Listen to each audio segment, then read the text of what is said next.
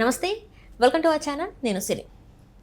కాంగ్రెస్లో ఒక పెద్ద ఆయన అయితే షర్మిల గారికి ఇంకా జగన్మోహన్ రెడ్డి గారికి అయితే సయోధ్య కుదిర్చాలని చెప్పేసి అయితే వాళ్ళు చూస్తున్నారు. మరి నిజంగా వాళ్ళిద్దరి మధ్యన సయోధ్య కుదిరే అవకాశం ఉందా లేదా ఏంటి? సో ఈ అంశాన్ని మనకి వివరించడానికి మనతో పాటు ఉన్నారు ప్రముఖ సీనియర్ జర్నలిస్ట్ డాక్టర్ దుర్గావడ్లమణి గారు. నమస్కారం మేడం. నమస్తే. మరి ఇప్పుడు ఒక న్యూస్ అయితే ఏంటంటే కాంగ్రెస్లో ఉన్న ఒక పెద్ద ఆయన అయితే ఒక నిర్ణయం తీసుకున్నట్టు తెలుస్తుంది. ఏంటంటే జగన్మోహన్ రెడ్డి గారు ఇంకా షర్మిల గారిని కలపాలి, ఒక సయోధ్య కుదుర్చాలి అని చెప్పేసి మరి వార్తలు వస్తున్నాయి. అంటే వాళ్ళు అనుకుంటున్నట్టు వార్తలు వస్తున్నాయి. మరి ఇందులో ఎంతవరకు వాస్తవం ఉంది? నిజంగా వాళ్ళిద్దరు కలుస్తారా? ఏమంటే ఇవన్నీ జరిగే పనులా చెప్పండి. సరే, నిజంగా సయోధ్య కుదిరితే సంతోషిస్తాం, ఎందుకంటే ఇక్కడ బంధుత్వాలు ముఖ్యం రాజకీయాల కంటే కూడా. కానీ ఇక్కడ రాజకీయాల విషయంలో అంటే షర్మిల ఏ రకంగా ఒప్పుకుంటారు దీనికి? ఎందుకంటే ఆవిడ బయటికి రావడానికే కారణం జగన్మోహన్ రెడ్డి కదా. మనం చూసాం 2019లో ఇద్దరూ కలిసిమెలిసి ఉండడం వల్లే జగన్మోహన్ రెడ్డి ముఖ్యమంత్రి అయ్యారు, అందులో సందేహం లేదు. యాక్చువల్గా అన్న వదిలిన బాణం వెళ్ళి ప్రజల్లోకి వెళ్ళింది. ఆ బాణం మళ్ళా ఒక ముఖ్యమంత్రి పదవిని ఈయనకి తీసుకొచ్చింది. తర్వాత తల్లి కూడా హెల్ప్ చేసింది. కానీ అటువంటి తల్లిని కొట్టాడు అని మనకి ఇటీవల బయటకు వచ్చింది. మనకు అంతకుముందు విన్నాం, కానీ షర్మిల నోటి వెంటే మనం విన్నాం తల్లిని కొట్టి బయటికి పంపించాడు జగన్మోహన్ రెడ్డి అని. ఆవిడ బాధపడ్డారు ఇటీవల.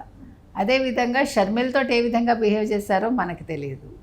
షర్మిలకు ఆస్తి అడిగాకే గొడవలు వచ్చాయని మనకు తెలుస్తుంది. ఇప్పుడు సాక్షిలో వాటా అడిగాకే కదా రంగులు మార్చేశాడు, తండ్రి ఫోటో కూడా తీసేశాడు కదా.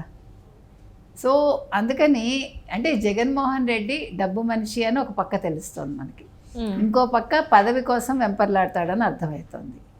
రాజకీయాల్లోకి వచ్చిందే ముఖ్యమంత్రి పదవి కోసం కదా. ఏమీ తెలియకపోయినా కూడా తల్లిని చెల్లిని అడ్డు పెట్టుకున్నాడు, బాబాయ్ హత్యను అడ్డు పెట్టుకున్నాడు, ఇంకా చాలా అంశాలు జరిగాయి మనకు తెలుసు. వీటన్నింటితోటి వచ్చిన వాడు 5 ఏళ్ళు రాష్ట్రాన్ని అస్తవ్యస్తం చేసి వెళ్ళిపోయాడు.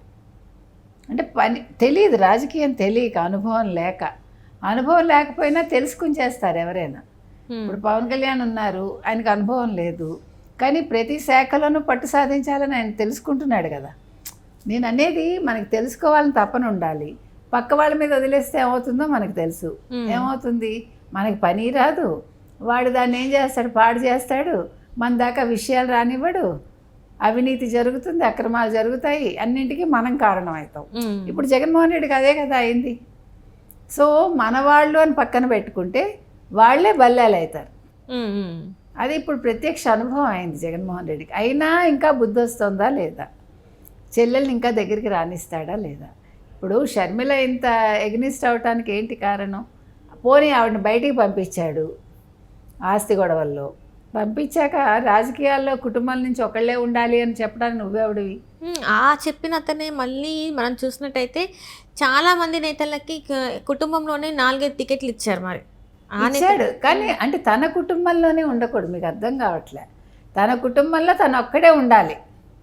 ఇప్పుడు జగన్మోహన్ రెడ్డి చెప్పింది ఏంటంటే వైఎస్ఆర్ కుటుంబంలో తను ఒక్కడే ఉండాలి. ఎందుకంటే షర్మిల చాలా తెలివైంది, మీకు అర్థం కావట్లేదు. షర్మిల రాజకీయంగా ఎదుగుతుందని తెలుసు కాబట్టే అతను ఆ కండిషన్ చెప్పాడు. అంటే అందుకే వివేకానంద గారి హత్య కూడా జరిగింది అంతే. మరి ఇప్పుడు మరి వివేకానందని చంపించడానికి అదే కదా, ఎంపీ సీటు కోసమే కదా. మీకు నేను మొత్తుకుంటుంది అదే. మీకు షర్మిల తెలివైన ఆవిడ షర్మిల రాజకీయంగా ఎదుగుతుంది. షర్మిల ముఖ్యమంత్రి అయిపోతే నేను చేతకాని వాళ్ళలో ఉండిపోవాలి కదా. అతను ఆలోచన విధానం చూడండి, అంటే ఎంత ప్రిమెచ్యూర్డ్గా ఉంది అతని ఆలోచన విధానం.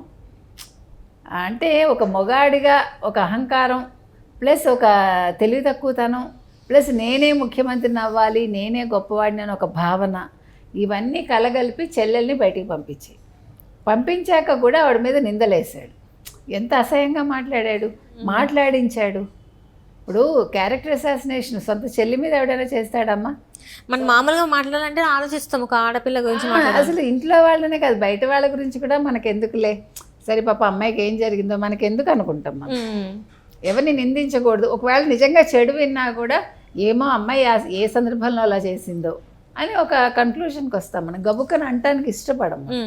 అలాంటిది నువ్వండమే కాకుండా నీ మంత్రుల చేత, అప్పటి మంత్రుల చేత అనిపించి ఆడవాళ్ళు కూడా, మహిళా మంత్రులు కూడా అని, అసలు ఇది ఎక్కడే ఉందామా అప్సైడ్ కదా. ఇప్పుడు కూడా సాక్షి ఛానల్లో, సాక్షి పేపర్లో షర్మిల గురించి నీచంగా మాట్లాడటమే కాదు రాస్తున్నారు. ఇంకా అంటే బాబు గారి మాట వింటుంది, బాబు గారి కోసం పనిచేస్తుంది. మీకు చెప్పారు ఎవరైనా? మీ దగ్గర ఎవిడెన్స్లు ఉన్నాయా? అంటే రాజకీయాల్లో ఒకరితో ఒకరికి శత్రుత్వాలే తప్ప మిత్రత్వాలు ఉండవా? ఇప్పుడు రాజశేఖర రెడ్డి గారు, చంద్రబాబు నాయుడు ఇద్దరూ కూడా మంచి స్నేహితులు. ఒకప్పుడు అసెంబ్లీలో కొట్టుకునేవాళ్ళు, బయట కలుసుకుని మాట్లాడుకునేవాళ్ళు. అంటే శత్రుత్వం ఉంటుందా? ఇప్పుడు ఒక పార్టీకి చెందిన వాళ్ళు వేరే పార్టీ వాళ్ళతో మాట్లాడకూడదని ఎక్కడైనా రూల్ ఉందా? పలకరించుకోకూడదని? తప్పు కదా అది. ఇప్పుడు మనం ఒక ఛానల్లో పనిచేస్తూ ఉంటామండి, ఇంకో ఛానల్లో ఫ్రెండ్స్ ఉండరా మనకి? అది అపోజిషన్ కావచ్చు, మరొకటి కావచ్చు, ఫ్రెండ్సే కదా. అక్కడ రాజకీయాలు మాట్లాడుకోరు ఎవరును. ఈ ఛానల్ విషయాలు అక్కడ చెప్పరు, ఆ ఛానల్ విషయాలు ఇక్కడ తెలుసుకోరు, అంతవరకే. ఇది మాత్రం వింతగా ఉంది మనకి జగన్మోహన్ రెడ్డి విషయంలో. అయితే వీళ్ళిద్దరి మధ్య సయోధ్య కుదర్చాలని ఒక పెద్ద ఆయన ప్రయత్నిస్తున్నాడు. ఆయన ఎవడు? డీకే శివకుమారా? ఎందుకంటే మనం చూసాం జగన్మోహన్ రెడ్డి గారు ఇన్ని అంటే ఎప్పుడు లేనిది అంటే మార్పు వచ్చాక, ఏపీలో మార్పు వచ్చాక, ప్రభుత్వం పడిపోయాక ఎక్కువ వరకు తను బెంగళూరులోనే ఉన్నారు.